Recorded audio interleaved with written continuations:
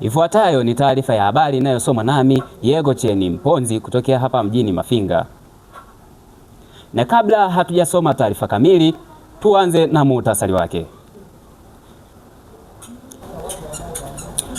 Basi la gongana na nzi baada ya polisi kukamata mlevi. Akina dada wawili baada ya kufukuzwa nyumbani kwao waanza kulalamika kwa nini wanafukuzwa. Na vichaa wawili ambao walikuwa wamekaa jalalani waanza kulalamika baada ya chawa kuwaandama kwenye makoti yao na kisha kuonekana kuwa na hela nyingi. Habari kamili. Basi ilapata ajali kwa kugongana na nzi. Dereva kichaa, abiria taila na konda ndo usiseme ana wazimu. Baada ya polisi kuingilia tukio hilo na kuja kufanya ukaguzi, wamekuta tairi ambazo zilikuwa zinaendeshwa na mabawa ya nzi. Na baada ya polisi kuwachukua, wamewapeleka kituo cha polisi, na kufika kituo cha polisi wakabadilisha mwelekeo kuwapeleka hospitalini wakapimwe akili.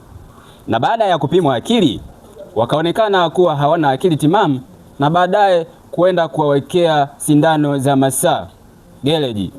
Na ninayekuletea taarifa hii naitwa Yegochen kutokea hapa mjini Mafinga, mkoa wa Mafinga.